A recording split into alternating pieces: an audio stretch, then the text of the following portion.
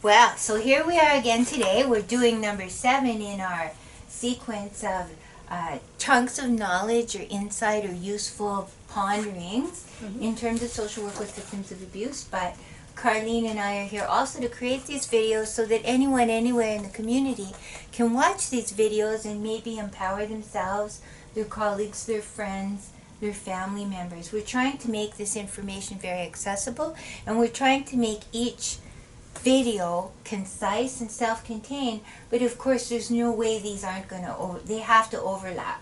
So we've talked about shame, we've talked about grief, we've talked about interdisciplinarity, we've talked about different parts of how these struggles and stories can play out for elder abuse, homophobic abuse, sexual abuse, assault, domestic violence.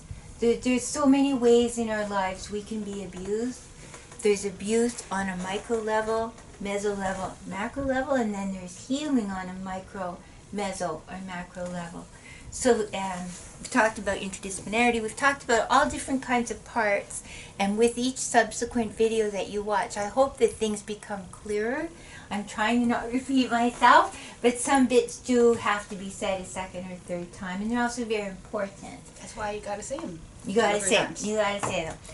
So what we're going to talk about today is northern, rural dimensions to some of these stories, and implicit within that is ethics. Conducting ourselves in ethical, compassionate, tender ways for all of the people involved in the story. Self-compassion and ethics for ourselves, compassion and ethics for our peers in an interdisciplinary context, compassion, ethics, respect, for all the levels of this story too. So I'm going to kind of put out some labels or little lines, subtitles, and then I'll try and speak to them in a way that seems orderly and that could show up on a quiz someday in a course on social work with victims of abuse.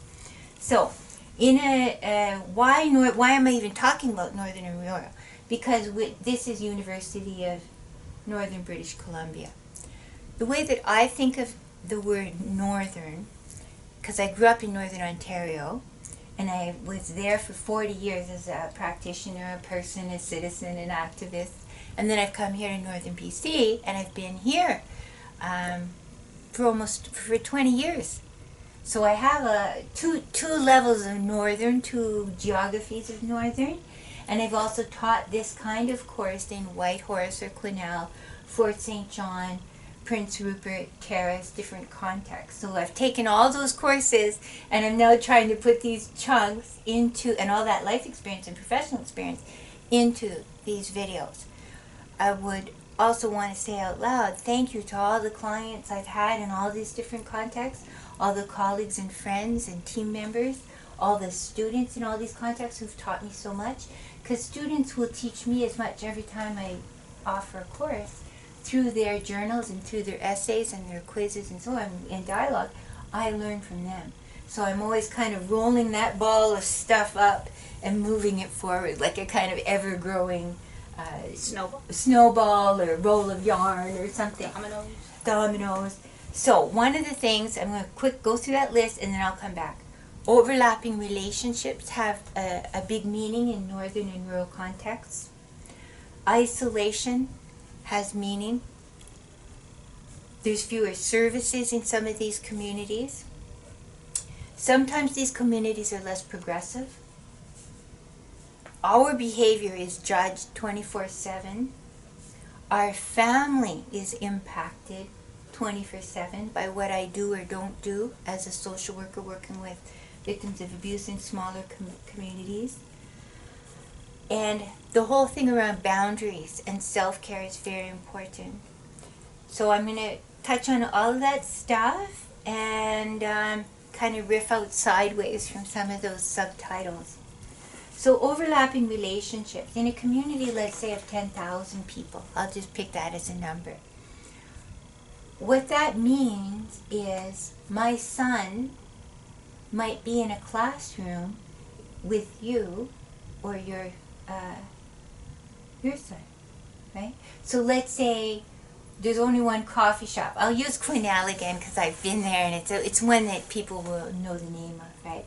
So in Quesnel, there's one really beautiful coffee shop, and it's kind of a regular hangout. My understanding is, partially because it's excellent food. Eat the muffins. Wonderful. It used to be called Granville Coffee Shop. Mm-hmm. They make muffins about this big. Your whole food source for the day, one muffin. But this is a hangout place. It's the hub of the community. If your son rapes my daughter, we're going to see each other in that coffee shop probably for years to come. It's the one place to go. If you say your son didn't do it, and I say your son did, my daughter was raped, or you say my daughter's a liar, right? Your friends, my friends, your spouse, my cousin, your cousin, we're all going to know each other or see each other around. There is no way to avoid that dynamic in a small community. I'll give you a very practical example. For 3 years, I was doing private practice part-time in my previous community. I don't know if I put this on video yet, but everyone knows I love cats. I'm a crazy cat lady. I have been a crazy cat lady since I was about 2 years old. So, why do I enter that part into the story now? In my private practice, at Christmas time, I would always give all my clients a little gift, like a little box of chocolates or little candles or something.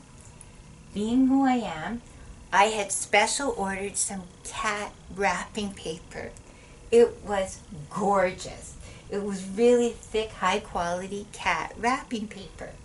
So I had given all my clients over the November, December, over the weeks, I gave them little boxes of chocolates or something.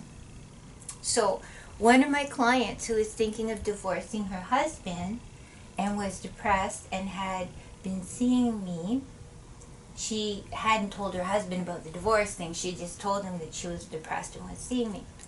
So her husband is in a lineup at the one post office. He sees a woman with a stack of parcels I'm sending out to my friends, and it's the same wrapping paper. Her husband goes home and says, I saw your therapist today. I now know who she is. I know what she looks like. I saw her in the lineup at the post office. I knew it was her because when you told me you got the box of chocolates from your therapist, it's the same wrapping paper. I felt a little bit creeped out, to be honest, in that moment. So he had been standing in line for 10 minutes or 20 minutes. He knew who I was. He was looking me over, up and down, up and down. He may have been listening to anything I was saying to anybody else. I did not know who he was. I still don't know what he looks like, because she's come back and said he knew it was you because of the wrapping paper. Mm-hmm. Right? So that's just a little story, and it's not a big spooky thing, but you don't even know who's watching you in a small community. You don't know when they're watching you, and everything you say or do might be brought into a conversation with a husband and wife somewhere, a mom and a daughter somewhere, a neighbor, your child, your cousin. All of the people in your life may have consequences from who you are in this community. Mm-hmm. I'll tell you another little story. This is a different time in my life. And I was quite drunk. It was a New Year's kind of party. I will admit it was, why not? I'm an adult. And I was with my spouse, and we were at a wonderful party. It was an NDP kind of fundraiser, New Year's-y, Christmas-y kind of party. And I had had a lot of wine. And I went to the bathroom. So I'm in the ladies' room, peeing. The woman in the next stall says, I know that you are a specialist in regards to incest issues. She starts telling me through the stall about her childhood abuse, and she's sad, and I guess she'd had some drinks, and I was kind of thinking, this is not a really good time for me to pee. One, I'm peeing. Two, I've had a few drinks. Three, she's had drinks. Four, I don't even know who she is yet, right? She's in the stall. It was one of the most peculiar moments. But she was saying she knew who I was. She trusted me. She wanted to share her story with me. She was glad I was doing the work I'm doing, kind of thing, right?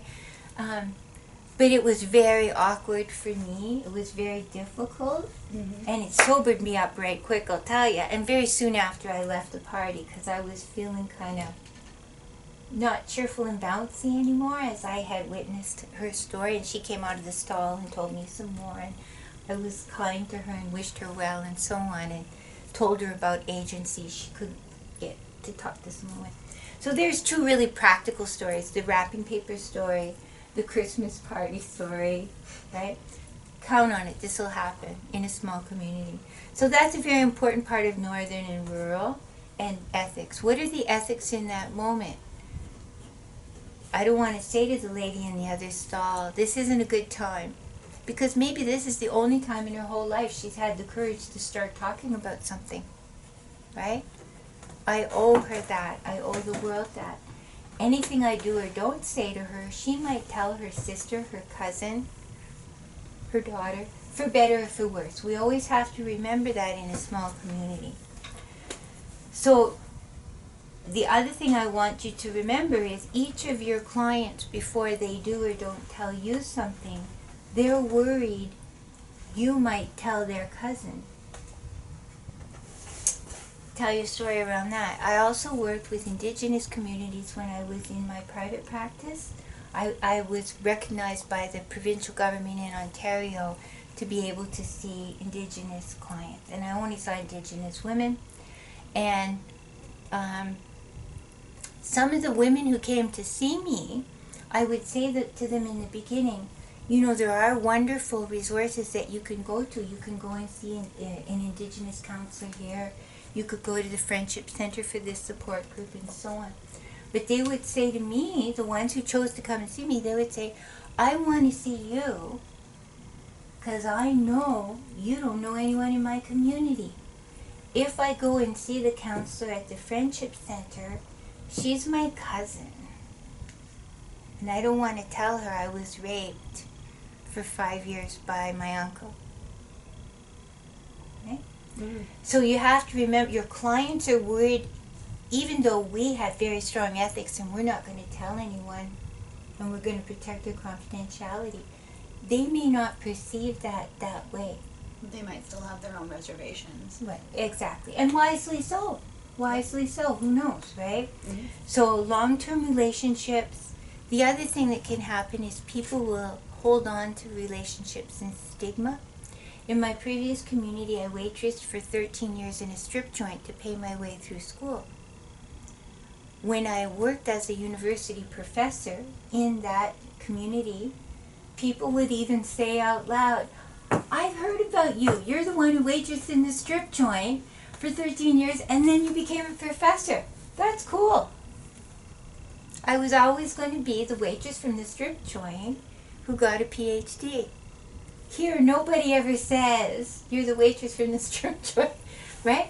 Because people come to stigmatize you or hold you a certain way. If your father was a rapist, or your cousin was a serial killer, or your dad was an alcoholic, or your mother was a sex trade worker, You can get known by someone else's reputation. Exactly. And so people will say, I don't want to go and get counseling because I don't want to be known as the person who was crazy who had to go see a therapist. Or I'm worried if I go, no one will believe me because I'm the daughter of a sex trade worker, or So you always have to remember when you're working with one person, if I'm working with Carlene in a small community and where the agency is social worker victims of abuse kind of stuff, Carlene might be looking at me and filtering what she says to me, thinking about all the people she thinks I know, she knows. Right? There's all these sort of echoes or ghosts and multiple relationships and ripples. It's not just me and Carlene in the room. Because the problems you're talking about can correspond a lot of the time to a source, which is a person, a lot of the time. Right, yeah, and it's very delicate, and we have to be aware of that and maneuver in a good way, in an honorable, respectful, tender way. So that, yeah, they feel safe disclosing that information, and you feel safe with that information. Well done. Yes, exactly. So the other thing on that note that I want to do is, let's say you were going to have, let's say you're in this community of Quesnel. We'll keep picking on Quesnel. We've eaten our muffin. We're still in Quesnel. That we noticed there's a lot of women in this town who've been sexually abused. So I want to start a group for sexual abuse survivors. Mm-hmm. Right? Should I call it the group for sexual abuse survivors? Maybe no. No, because no one will show up. Yep. Do I want to call it the group for gay and lesbian rainbow people? No. No. I might want to call it a group for communication issues and kind of let the word out to certain people. Okay? If it's a group for immigrant and visible minority women who've been abused, I might want to call it the cooking class using Canadian ingredients. And while we're cooking, I don't know, what's a Canadian, McDonald's hamburgers or something? Poutine. Poutine. We might have a speaker who just happens to come in and talk about divorce in Canada. And then the next week when we're making salad with dandelion leaves, we might want to have a speaker come in and talk about women's shelters in Canada. Yeah. Right? Just, why not? It was just a thing on the side, right? Mm-hmm. But it's a women's cooking class. So in smaller communities, you have to find ways to be subversive while still being potent, accurate, and effective, and protecting everybody's well-being and their even perceived well-being. Because someone may, even if the group is perceived as, oh, that's only for lesbians, or the Women's Center, I was involved with the Women's Resource Center in my previous community. And one Christmas, while I was waitressing in the strip club, I bought all the other waitresses in the strip club a one-year membership to the Women's Center. Mm-hmm. And one of the women said to me, I don't know why you bought me this. I'm not a lesbian. Because she thought it was the women, just like the Women's Center here on campus. Some people may have old beliefs of, oh, that's just for lesbians. Women who actually like other women. Well, I had to say it's for women, lesbians, but everybody. It's for women. You can go and borrow books for free. It's daycare. You can use the photocopier for free. You can use the phone for free, right? I bought you the membership because I care about you, but it's a cool place. Mm-hmm. They have free muffins on Fridays, or like sometimes people perceive something a certain way, and you have to try and imagine, in this community, what is this about? What might this be imagined to be about? So, northern and rural ethics, it would be almost unethical to call it, a gay and lesbian group, if it was. Because if nobody comes to it, you haven't been very ethical in providing the resources and support to vulnerable people who need resources and support. Because they won't come, because they're scared of getting beaten up at school. And fair enough. Right. So you might want to call it body awareness and communication. So, and then when they come, what you do inside is something else, right? Mm-hmm. Right?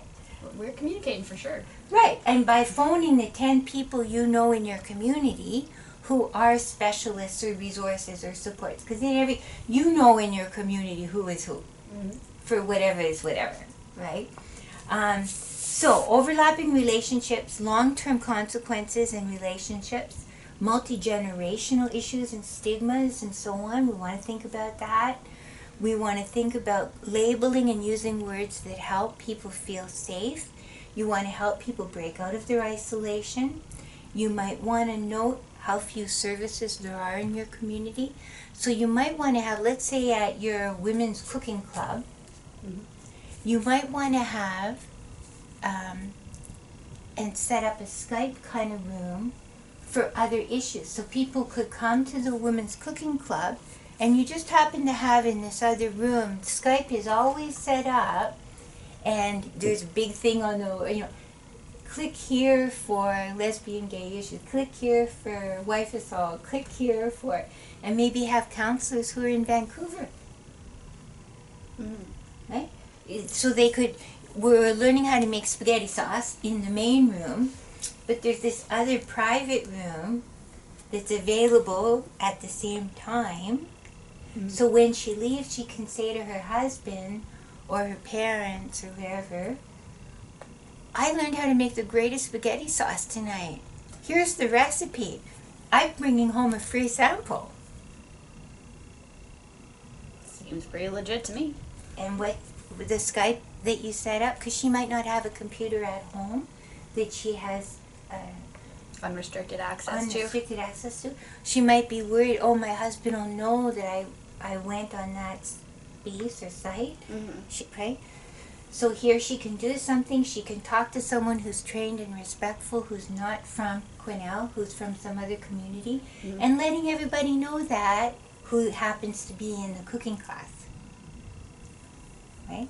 So there's few services in this community, but you can expand what services are available for rape victims, incest victims, assault victims, addiction issues, whatever.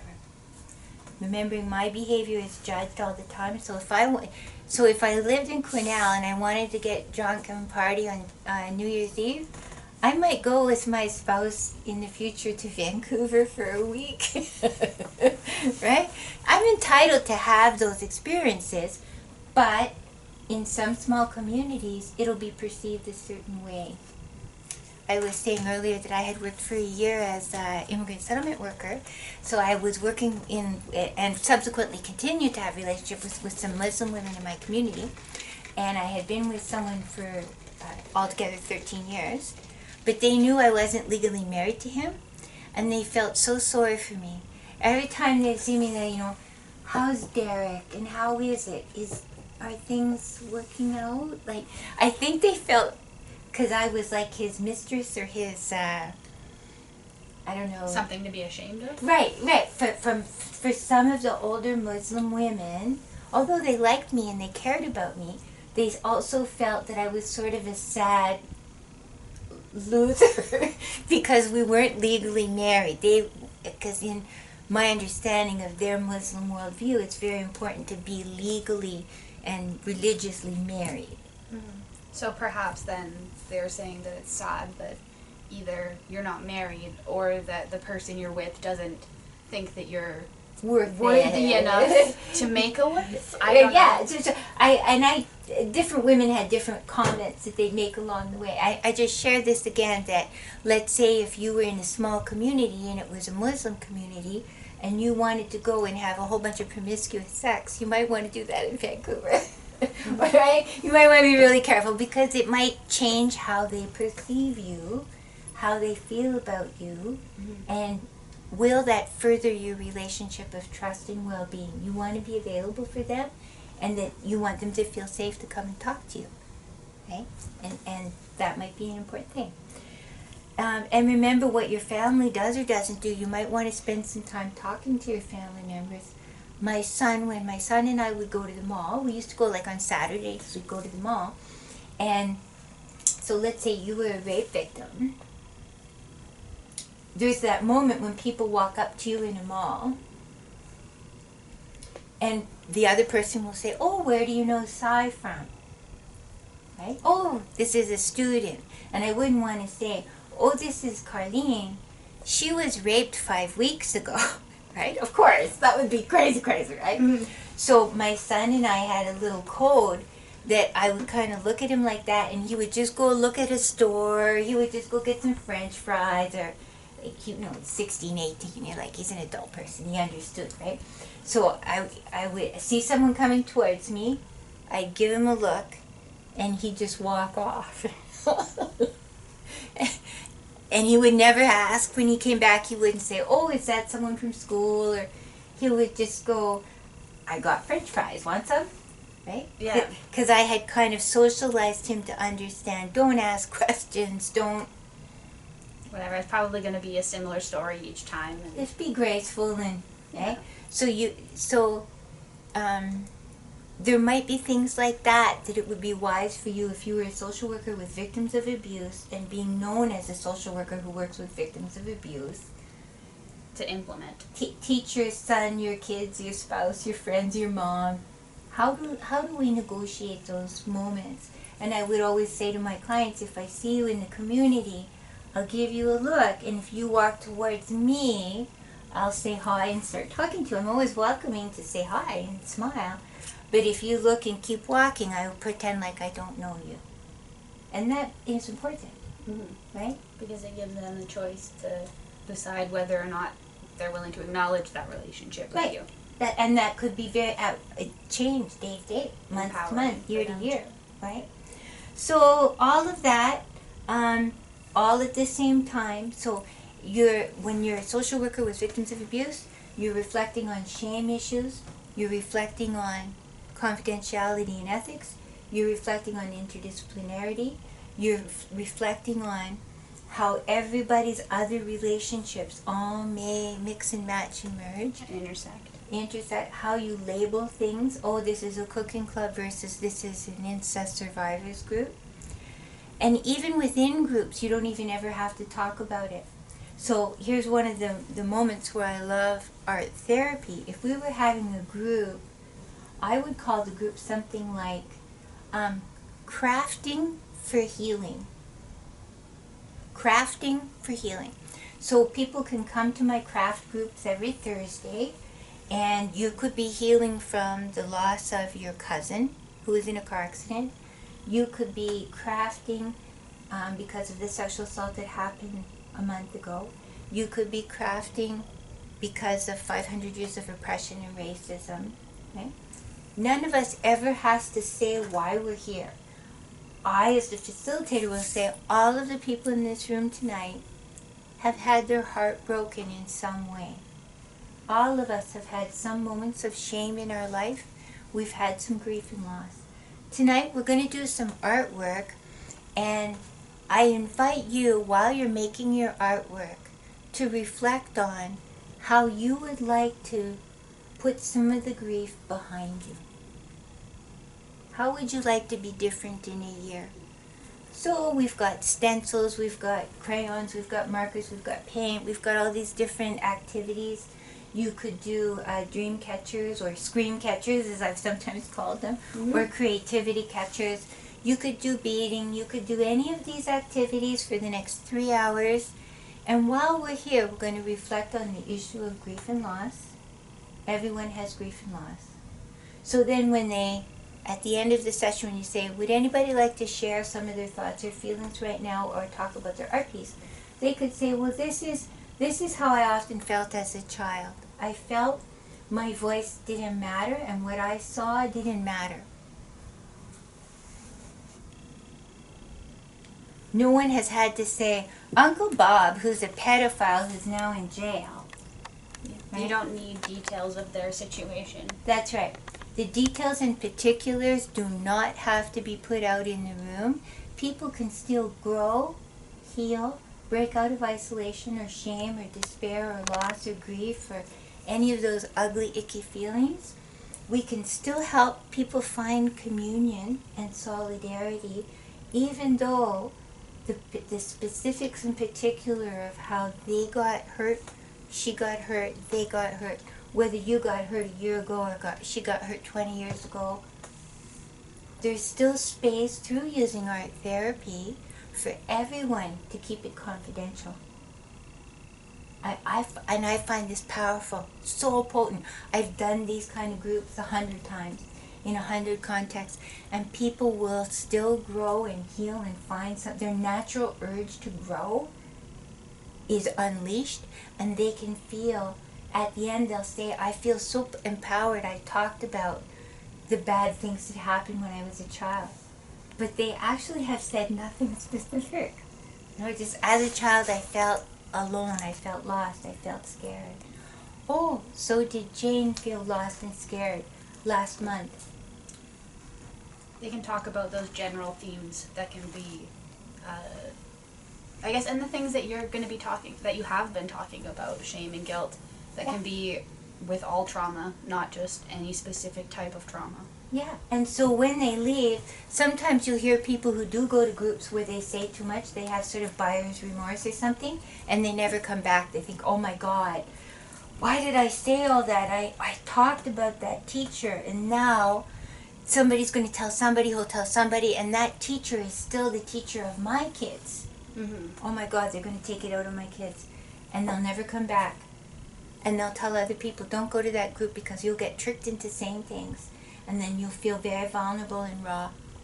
Don't do it, right? But if as a facilitator of the group, you keep people staying at that level of labeling,